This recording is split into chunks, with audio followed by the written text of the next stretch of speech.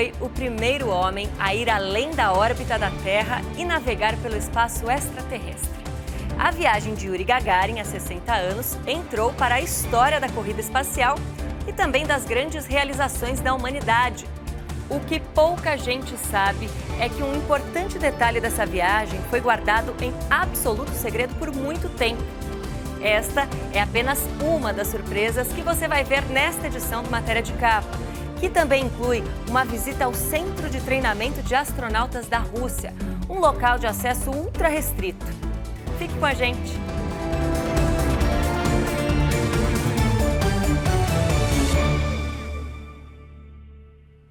Ele tinha apenas 27 anos quando entrou naquela nave para uma aventura sobre a qual os próprios idealizadores tinham muitas dúvidas. Eram 9h07 da manhã em Moscou, naquele distante 12 de abril de 1961, quando a nave Vostok 1, ou Oriente 1, decolou para o histórico voo que iria levar pela primeira vez um astronauta ao espaço. A nave completou uma volta em torno da Terra e foi um pouco além em 108 minutos. Tempo total de voo, 1h48 minutos. Altura máxima alcançada, 327 quilômetros. Embora de pequenas dimensões, a Vostok 1 levava provisões para 10 dias. Se os motores para acionar o retorno falhassem, Gagarin teria que ficar girando no espaço até que as baterias se esgotassem e a nave fizesse a reentrada na atmosfera. Esta era apenas uma das dúvidas relacionadas com a missão, mas os suprimentos não foram necessários. Em menos de 2 horas, a nave já estava de volta. Nesse ponto, outra dúvida foi esclarecida. Gagarin permaneceu consciente durante a reentrada, embora tenha sido submetido a uma pressão 8 vezes maior do que a gravidade normal. Os motores da Vostok 1 não tinham o modo desaceleração para permitir um pouso suave na Terra. Diante disso, a cerca de 7 quilômetros de altura, Gagarin se ejetou da nave e acionou um paraquedas. Esse foi um segredo guardado por 10 anos. Para que uma missão fosse considerada um voo espacial, a Federação Internacional de Aeronáutica exigia que o piloto pousasse com a nave. Os líderes da antiga União Soviética comunicaram que Gagarin havia pousado ao mesmo tempo que a nave, mas não esclareceram que ele estava do lado de fora, o que só foi revelado em 1971. Outro detalhe que levou certo tempo para ser esclarecido estava relacionado com os controles da nave. Na época, não se sabia qual era o efeito da falta de gravidade sobre o astronauta. Por isso, a Vostok 1 tinha poucos controles de bordo internos. Esse trabalho era feito de forma automática, ou seja, já programado, ou então pelo centro de comando em terra. Em caso de emergência, Gagarin deveria receber um código permitindo que ele assumisse o controle manual. Acontece que o chefe da missão, Sergei Korolev, ignorou o protocolo e passou o código para Gagarin antes da decolagem. Assim, se fosse preciso, ele já estaria preparado.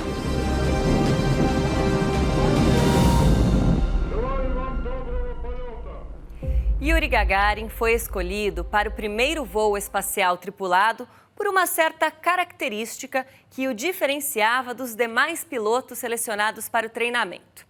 E a exemplo de outro astronauta, ele também pronunciou uma frase que iria entrar para a história.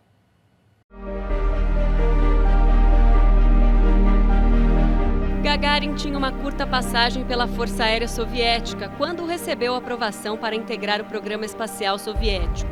Em 1955, ele havia ingressado no curso de treinamento para pilotar aviões militares. Em 57, se casou com Valentina Ivanovna, com quem teve 2 filhas. No mesmo ano, conquistou a patente de tenente da Força Aérea. Em 1960, era um dos 20 pilotos selecionados para o programa espacial.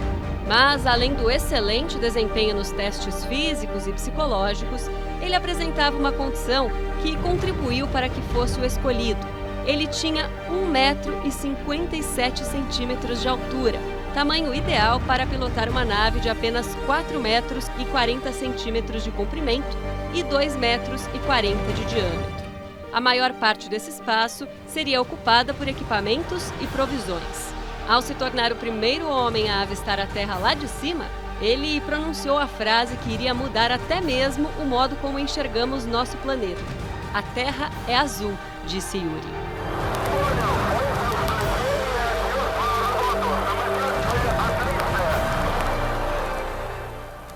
A viagem de Yuri Gagarin foi reproduzida em filme, lançado em 2011, por ocasião das comemorações dos 50 anos da missão.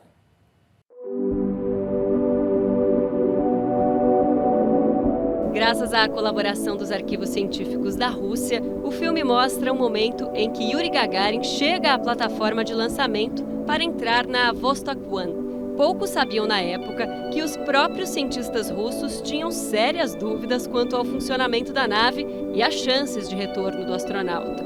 O espaço era bastante apertado, o que deve ter sido um enorme desconforto para Gagarin, e a visão da Terra lá do alto não é a mesma que havia sido observada pelo astronauta.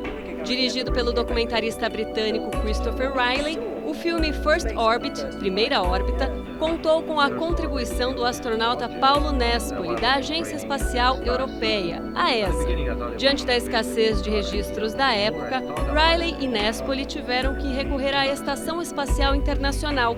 Foi da estação que eles conseguiram reproduzir o voo, que começou às 9 horas e 7 minutos de Moscou.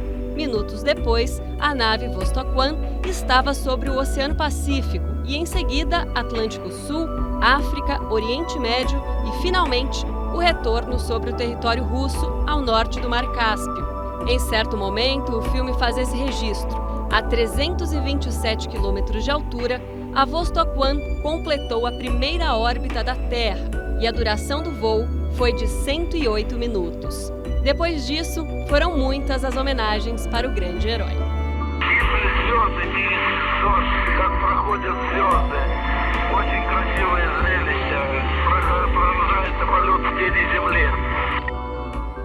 Ao retornar de seu voo histórico, Yuri Gagarin se tornou um herói internacional e o símbolo da liderança na corrida espacial, que até então pertencia à União Soviética.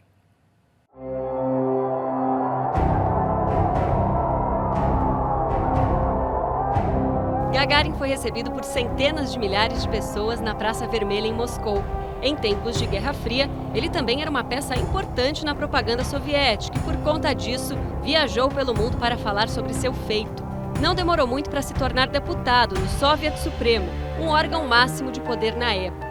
Ao mesmo tempo, ele teve a carreira de astronauta interrompida. Os dirigentes soviéticos temiam que, em caso de acidente, o país perderia seu grande símbolo da corrida espacial. Assim, ele voltou ao antigo posto na Força Aérea Soviética para missões de teste de caças-bombardeiros.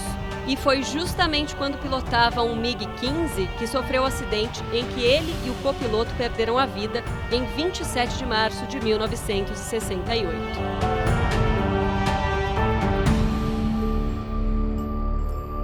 Entre as inúmeras homenagens recebidas, o nome de Gagarin está numa placa comemorativa deixada pelos astronautas da Apollo 11, a primeira missão tripulada à Lua.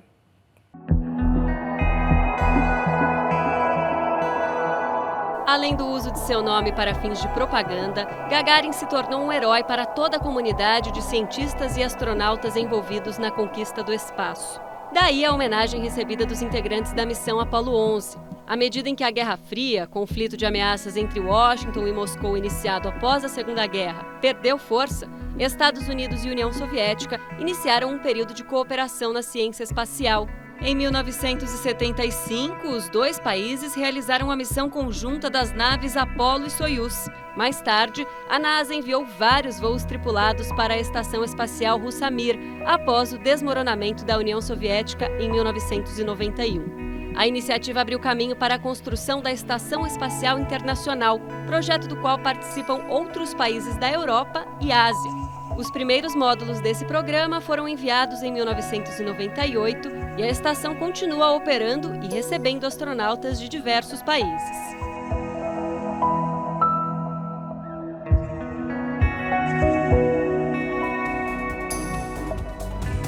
Daqui a pouco, imagens do Centro de Treinamento dos Cosmonautas da Rússia, um local de acesso apenas dos profissionais. E ainda, Linha do Tempo lembra as principais conquistas da corrida espacial. Não saia daí!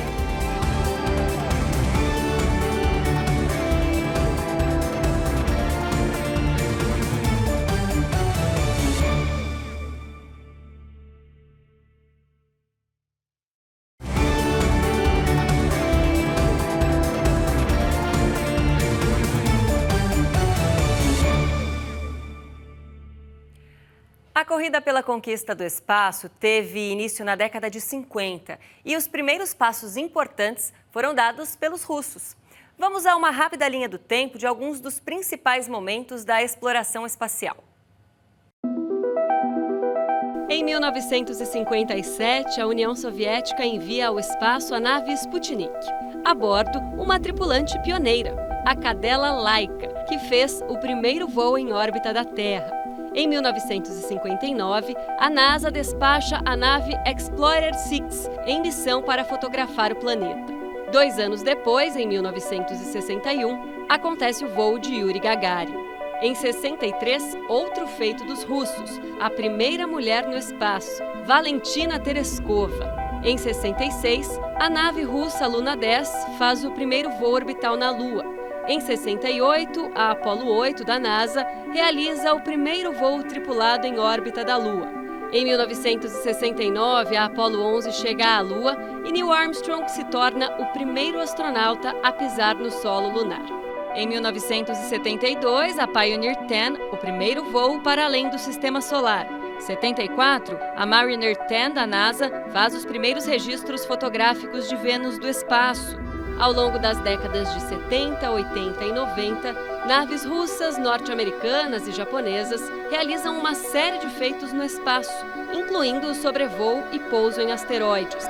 Em 95, o astronauta russo Valery Polyakov bate o recorde de permanência no espaço, 437 dias. Em 2005, a nave Cassini da NASA realiza um pouso pioneiro na superfície de Titã, lua de Saturno. Em 2012, a nave Voyager 1 se torna o primeiro objeto construído pelo homem a entrar no espaço interestelar. Ainda em 2012, depois de uma série de missões orbitais, o robô Curiosity da NASA pousa em Marte, iniciando uma nova etapa na conquista espacial. Em seguida, foi a vez de outro robô a Marte, o Perseverance, que chegou ao planeta em fevereiro de 2021, em mais uma missão preparatória para um futuro voo tripulado ao planeta vermelho.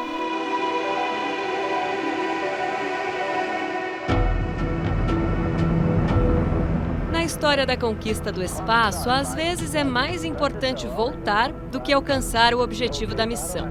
Foi o que aconteceu com os astronautas da Apollo 13. Houston, nós temos um problema. O alerta foi dado ao Centro de Controle da NASA em Houston, nos Estados Unidos. Foi o início de uma saga. Tudo ia bem até a missão Apollo 13 completar 55 horas e 55 minutos de viagem, no dia 13 de abril de 1970. Os astronautas ouviram um barulho. Um dos tanques de oxigênio explodiu e levou o outro a falhar também. Era possível ver o gás escapando da nave rapidamente. O oxigênio não servia apenas para respirar. Misturado ao hidrogênio, gerava eletricidade e água. A missão de pousar na Lua estava abortada, mas restava outra, ainda mais desafiadora: levar os 3 astronautas de volta à Terra. A única chance de sobrevivência era buscar um abrigo no módulo lunar. Foi o que eles fizeram. Estavam a 300 mil quilômetros da Terra, mas havia uma grande preocupação com as baterias. Se elas parassem, não haveria energia suficiente para retornar. A volta estava calculada em 150 horas. E mais, a tripulação ficaria sem água por cerca de 5 horas. Então foi preciso reduzir o consumo em 1/5. Resultado, a tripulação ficou desidratada e bateu um recorde entre as missões Apollo. Perdeu um total de 31 quilos, quase 50% mais que qualquer outra equipe. Era preciso colocar a nave numa órbita que a levaria à Terra. Mas, com a explosão, a visibilidade estava muito prejudicada. Existia uma estrela muito fácil de observar: o Sol. O mundo aguardava ansiosamente o desfecho da missão. Após 6 dias no espaço, no dia 17 de abril de 1970, a tripulação deixou o módulo lunar Aquarius e foi resgatada no Oceano Pacífico. Os astronautas foram recebidos como heróis. Segundo a NASA, um fracasso bem-sucedido, um grande aprendizado para as futuras missões.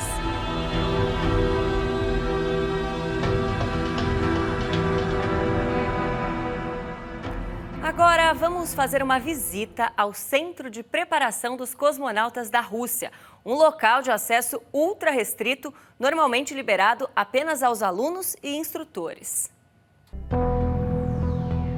Engenheira, atleta e estrela da equipe russa de cosmonautas, onde é a única mulher. Ana Kikina também é um exemplo de inteligência e coragem. Ela conta que, quando soube do primeiro concurso aberto na história do país para a seleção dos candidatos, logo sonhou em navegar pelas extensões do universo. Consultou o marido e ele disse: "Vá em frente." Então, ela foi abrindo caminho entre a longa bateria de testes e exames. O percurso para a realização desse sonho foi longo, lembra Kikina. Foram 8 meses de testes. Kikina conta que não comentou nada com amigos e parentes até o último momento, antes de ser incluída na lista de aprovados no Centro de Treinamento de Cosmonautas. Somente quando tudo foi decidido, depois de passar por muitas entrevistas, é que ela avisou os familiares, começando pela mãe. Até então, ela cruzava os dedos esperando que tudo desse certo. Saúde perfeita, física e psíquica, são os requisitos básicos para quem sonha em ingressar no centro, conta a repórter Ksenia Komissarova, da TV Brinks. Primeiro, tem o rigoroso processo seletivo. Depois, muita teoria e prática, começando pelos simuladores. Dmitry Vovk, especialista em treinamento de cosmonautas, explica que os profissionais têm que passar muito tempo nesta posição e nas missões sempre em traje espacial. As condições no simulador do foguete russo Soyuz lembram ao máximo a realidade a ser enfrentada. Ali, aprende-se a agir de acordo com as instruções, mas também diante de eventuais situações inesperadas. Por exemplo, emergências provocadas por incêndios ou despressurização. Em geral, quando os astronautas retornam de seus voos espaciais, confirmam que se sentiram exatamente como se estivessem no simulador. Isso significa que foi possível pôr em prática tudo que aprenderam. É uma nave como essa que leva as tripulações para a Estação Espacial Internacional, que fica a 400 quilômetros da Terra. Trata-se de uma viagem de 6 horas de duração. Normalmente, eles só levam o essencial, mas em ocasiões especiais, como um aniversário ou Réveillon, eles podem levar alguns doces. Aqui, Dmitry Vovk mostra o container. Sucos, rações, roupa de cama, luvas, lanterna, também um kit de higiene e cartas de navegação espacial. Durante as provas, os candidatos são colocados neste simulador, explica Andrei Kuritsin, chefe do Departamento Científico do Centro. O equipamento se chama VIM, sigla para Observações Visuais e Instrumentais. Ali é preciso realizar as mesmas operações que os astronautas têm que fazer no espaço. Por exemplo, encontrar um determinado ponto geográfico na Terra, ou ainda montar e testar os circuitos elétricos para o caso de pane. Este simulador é único no mundo, garante Kuritsin. É assim que a Terra é vista da janela da Estação Espacial Internacional. Em condições de forte nebulosidade e mesmo à noite, seja inverno ou verão, o astronauta terá alguns segundos para resolver diversas questões. As viagens espaciais precisam não apenas de pilotos e engenheiros, mas também de físicos, químicos, matemáticos e médicos especialistas em desastres, observa Kuritsin. O candidato precisa saber inglês, lidar com tecnologia e ser uma pessoa versátil e culta. Nas provas, podem perguntar quem pintou o quadro Banho do Cavalo Vermelho ou quem foi o autor da ópera Boris Godunov. Esta é uma réplica do coração da Estação Espacial Internacional, explica o astronauta Oleg Artemiev. Trata-se de um módulo autônomo que pode voar independente da estação. Artemiev participou desde o início no desenvolvimento desse projeto. Esta é uma segunda casa, não apenas para ele, mas também para dezenas de colegas do centro. Ali existe tudo que é preciso para a vida no espaço. Artemiev mostra um dos sistemas mais importantes no módulo de serviço, sem o qual é impossível viver no espaço. No painel de controle ficam todos os comandos essenciais, e eles podem funcionar no modo manual ou automático. As camas também servem como mesa de jantar, abrem espaço para o banheiro ou para deixar equipamentos. Aqui, ele se sente completamente à vontade. Nesses 4 botões, o primeiro, o segundo, o terceiro e o controle manual. Tudo certo, a nave está pronta para voar.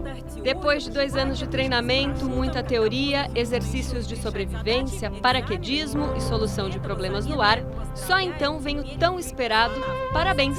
Agora você é um astronauta. Primeiro passo para o sonho de viajar pelo espaço e deixar as pegadas nos solos empoeirados da Lua ou de Marte. Oleg Artemiev sonha em poder algum dia, talvez dentro de 20 anos, poder assistir sentado confortavelmente em sua casa uma dessas equipes pousando em Marte. Até lá, devem acontecer novas descobertas em meio à imensidão do espaço. Esta reportagem foi realizada por uma equipe da TV BRICS, emissora do grupo formado pelo Brasil, Rússia, Índia, China e África do Sul, cujas iniciais deram origem à sigla em inglês.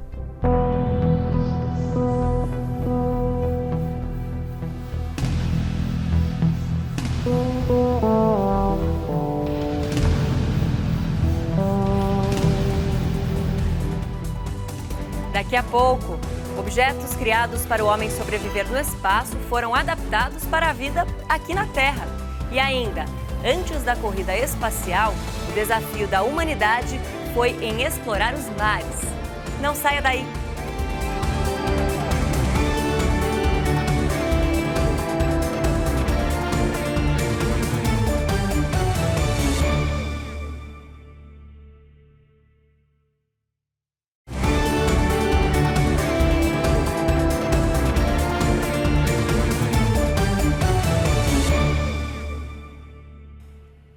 A corrida espacial deu origem a uma série de tecnologias e equipamentos criados para permitir a sobrevivência do homem fora da Terra. E algumas dessas invenções resultaram em melhorias na vida aqui no planeta. Criar um ambiente que possa sustentar a vida humana na ausência de gravidade, oxigênio e artefatos, como uma tomada elétrica, requer muitos experimentos. Esse é o trabalho de cientistas que, graças às suas invenções, contribuíram para avanços históricos da exploração espacial.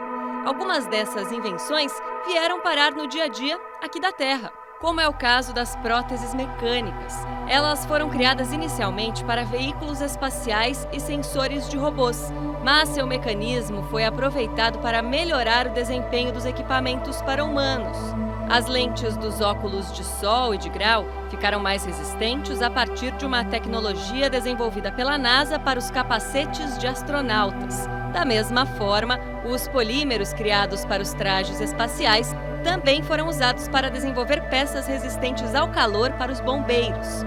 E para monitorar os sinais vitais do homem durante as missões espaciais, cientistas criaram um sistema capaz de regular os níveis de açúcar no sangue e liberar insulina conforme necessário. Daí surgiram as bombas de insulina usadas no tratamento de diabetes. Agora, um marco na evolução tecnológica foi a criação do primeiro computador portátil. O Grid Compass foi muito usado em missões espaciais nos anos 80.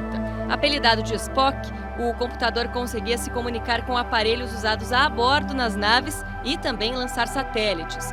E para melhorar a interação dos astronautas com os computadores, cientistas da NASA e da Universidade de Stanford criaram o primeiro mouse. Mais tarde, nos anos 90, o Laboratório de Propulsão da NASA desenvolveu um sistema em miniatura que exigia pouca bateria e era capaz de tirar fotos do espaço com alta resolução. Essa tecnologia foi o ponto de partida para os primeiros celulares com câmera. Mais recentes, os fones de ouvido sem fio também foram inspirados na tecnologia espacial. A NASA criou um mecanismo para que astronautas pudessem se comunicar com as equipes na Terra. Esse sistema foi usado nas missões Mercury e Apollo.